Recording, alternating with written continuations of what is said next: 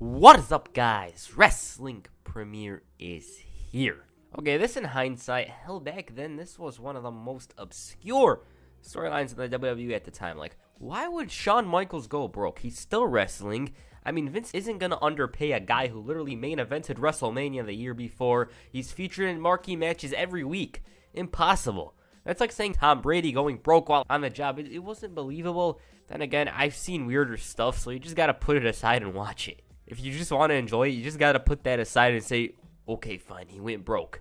They explain the story as Michaels making some very bad investments, and since JBL was so damn wealthy, he'd pay his debt and make him his employee, and in return, Michaels leads JBL to a world championship. I do remember this storyline. I hated JBL. I absolutely despised that guy. Anyways, let's get into it. So Shawn Michaels was fresh off his feud with Chris Jericho. He had just teamed up with Triple H to extinguish the loudmouth duo of John Morrison and The Miz. As for JBL, he was facing The Undertaker. On the 900th episode of Raw, Shawn Michaels, for no apparent reason, decided to interfere in JBL's match with a dead man and toss him back into the ring. Why did he do this? Well, over the past couple of weeks, JBL had an issue with Michaels. He attacked him backstage before their tag match, and now Michaels was simply returning the favor. The following week, JBL was wearing a neck brace due to the tombstone from last week. He blamed Shawn Michaels for what occurred, and he blamed him for the terrible flight overseas. Now, Bradshaw was willing to face Michaels in a match, but not that night. Why? Well, he had the damn neck brace on. He was set to captain his team at Survivor Series to go against HBK's, and he put himself over as a tremendous leader. At the end of the night, JBL interfered in Shawn Michaels' match with Chris Jericho and cost him the last man standing match. So the feud was on. Heading into the events, there wasn't much interaction between both men. They did brawl in the final Raw, though, but other than that, not much. The match at Survivor Series wasn't bad. I watched it a couple of months ago for no reason. I just stumbled upon it and just decided to watch it. I seem to remember the other guys rather than HBK and JBL, like Morrison and Michaels' interactions, Ray flying around. And the captains did fight one another during the match, but their action was limited, and JBL got himself counted out by accident. So HBK, Khali, and Ray went on to win the whole thing 10 seconds later. The feud then escalated from here on. The next night on Raw, you'd think the feud would heat up. Well, if anything, it cooled down. So Michaels teamed up with Ray to face Morrison and Miz, right? Well, JBL comes out and Morrison has HBK lined up. Bradshaw, for no reason, kicks Morrison and leaves. Michaels had a look of disbelief on his face, and backstage, Todd Grisham managed to get a hold of JBL. He revealed that Michaels received an offer from himself that is too good to pass. Basically, for context, in an act of goodwill, I guess. Not sure if it's goodwill or something JBL wants. He seized fire in order to give Shawn Michaels time to think whether to accept or decline the offer. But then on the December 1st, 2008 episode of Raw, Lillian Garcia announced a street fight, and it was between JBL and Shawn Michaels. So that's the offer he was talking about. He wasn't talking about money. He wanted a pure fight against the Heartbreak Kid. When it was go time, Bradshaw asked Michaels to make a choice. Fight right now or do the right thing for his family, extended family, and take care of them in a financial crisis that was unimaginable a year earlier. JBL mentioned how not many, other than his wife, foreseen this disaster happening. He mentioned HBK losing his 401k, his children's education fund, and now with this responsibility resting on his shoulders, he wonders, how am I going to send my kids to college? JBL straight up offered Michaels a job, and he wanted Shawn Michaels, one of the greatest of all time, to work for him. Bradshaw even guaranteed Michaels that the revenue he makes from DX's merchandise, DVD sales, is nothing compared to what he's willing to give him. For some reason, JBL was ready to help Shawn Michaels from a financial standpoint, and all he wanted was an answer at this point. And if he opts for choice number 2, JBL gave the Heartbreak Kid a free shot. He could hit the sweet chin music, he could do whatever he wants, but the deal would be off the table forever. HBK was on the verge of shedding tears, and he walked out as JBL. He was ready for the future. That took an unexpected turn. Like, they're playing into the financial crisis, the stock market crash of 2008 with a storyline which kind of does make sense, but I think they should have done it with someone that was probably on a much more lower card, I guess. But yes, they were playing into the story, as you can see here. On the special Slammy Award episode of Raw, the story intensified. On that night, Shawn Michaels won the award for Match of the Year due to his match with Ric Flair at WrestleMania 24. He praised the Nature Boy and told the fans that whenever he sees the trophy on his mantle, it will always remind him of, well, we never got to hear why. Well, JBL interrupted and took the award away, citing his match with John Cena at the Great American Bash as the actual match of the year. Well, obviously he's going to choose the match he won. Shawn stood there awkwardly up until the commercial break. At Armageddon, JBL introduced his newest employee. It seemed like Michaels was somewhat relieved in a way, yet at the same time, he was quite reluctant to side with JBL. Like, just look at him here. He has a little smile on his face. It's like he settled the issues his family had, but at the same time, he wasn't proud of it outright. Once he entered the ring, the fans chanted HBK, HBK, and he cut to the chase and spoke about the economy of 2008. He mentioned the people that say he's rich. He's a WWE star, and he debunked those statements. Michaels elaborated on his life with money. He handed money to just about anyone who asked. And later in his career, he paid for his knee and back surgeries with his own money. Not money from a company, but his own. But now, all was good. He handed money to his close and extended family, donated to the churches, and Michaels admitted that he didn't know how much time was left in his career. He was at a loss of words at this moment before stating that he just wanted to support his entire family. That's why he took up JBL on his offer. The fans booed, and he straight up called JBL a couple of mean names before giving him credit for being financially stable. And it was clear that Michaels was paranoid about being one of those old wrestlers that forced themselves to wrestle in a high school gym and bag groceries. And by the way, he's literally mentioning Mickey Rourke and the wrestler because that literally just came out a month earlier. That's what he's talking about at the moment. He refused to be a wrestling tragedy, and if the fans want to call him a sellout, he's willing to live with it, and that's exactly what they did. They loudly chanted, "You sold out," before Michaels delivered his last words. "This is not something I want to do.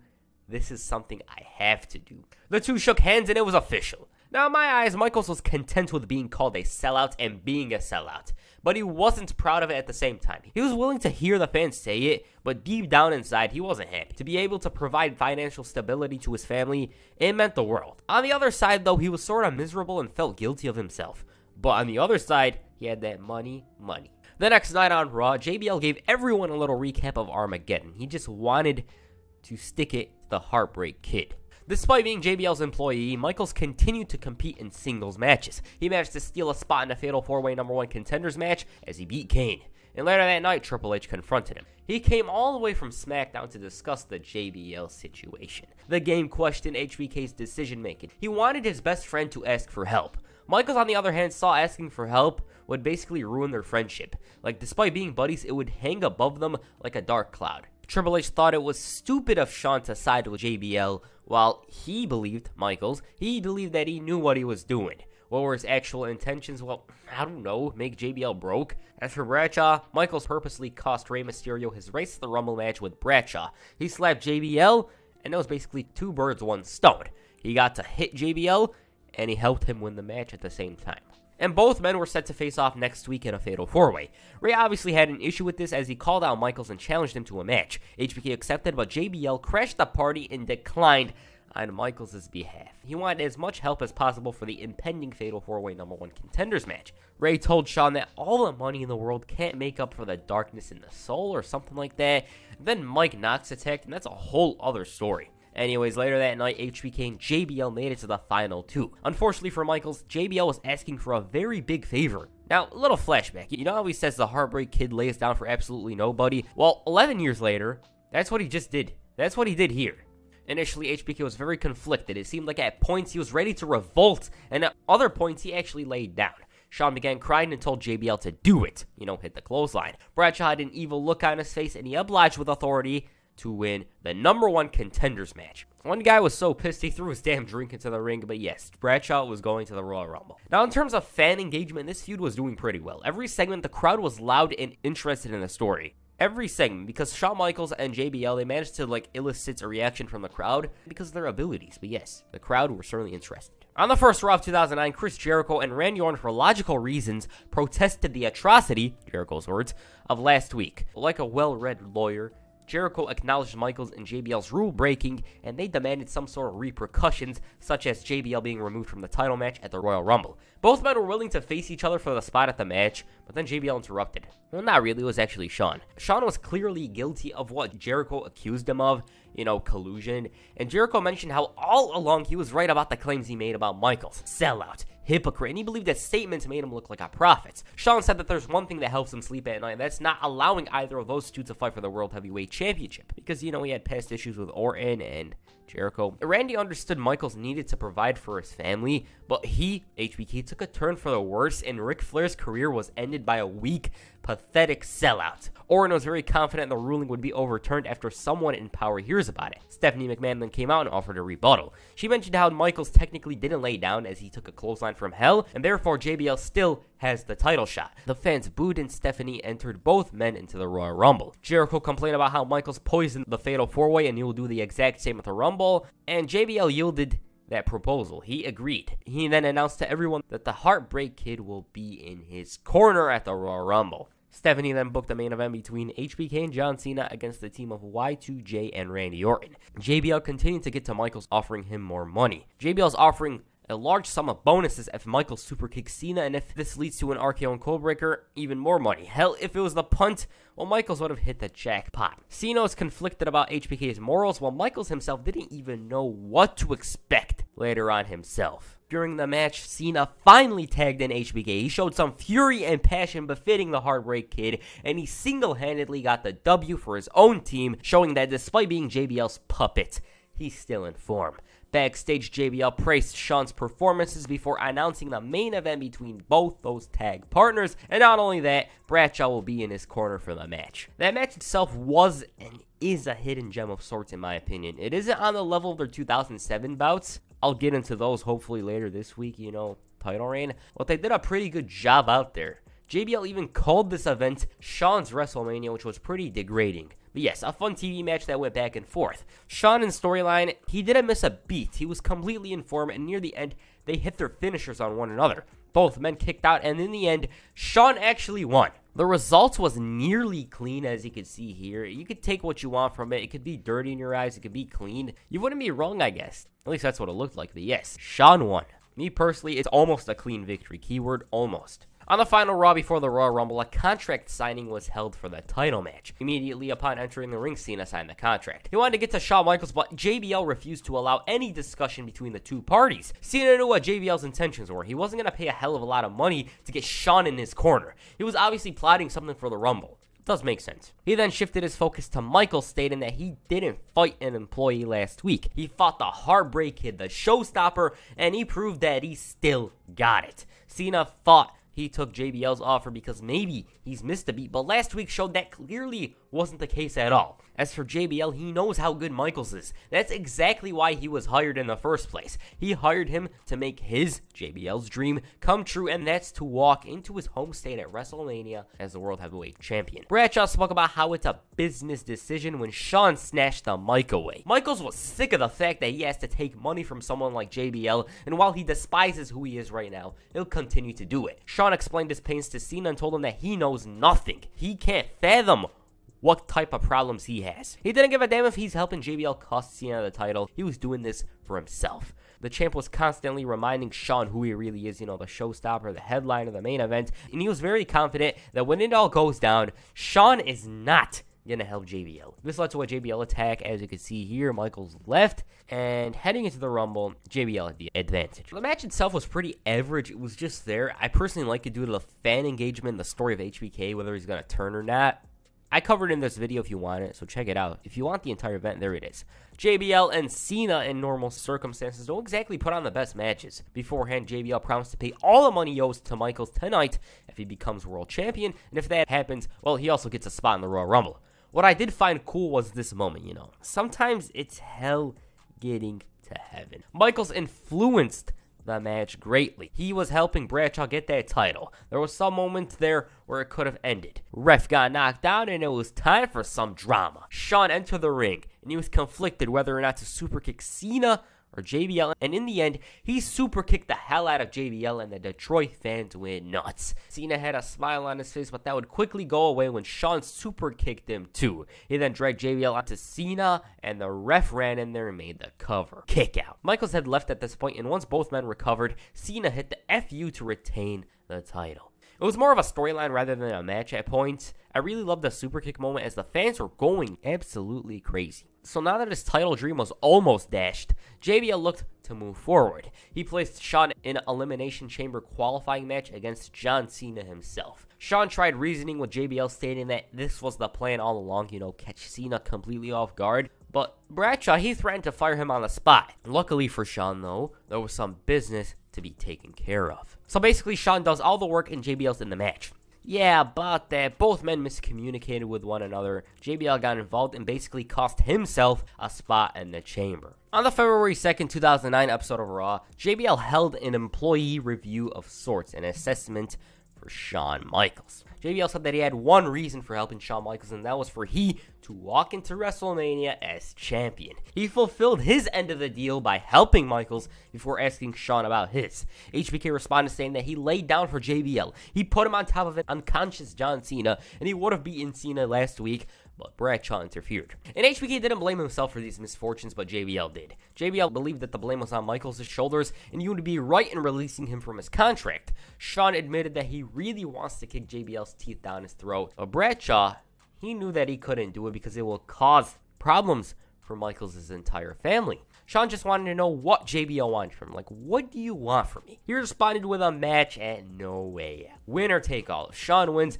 JBL will pay him everything he owes him. He'll never have to worry again, but if JBL wins, he owns Michaels' name, and he works for him for life. Didn't matter if he's wearing a monkey costume and dancing, he couldn't object, and after his death, JBL, will be making money off of HBK. Not his family, not his wife, but JBL himself. He was using some underhanded tactics to get Michaels worried about the match, but he accepted regardless. Bradshaw disrespected Michaels, and he knew that if he tried to do something, the deal's off. He walked away from a fight knowing that if it actually went down, everything he was working for was gonna go away.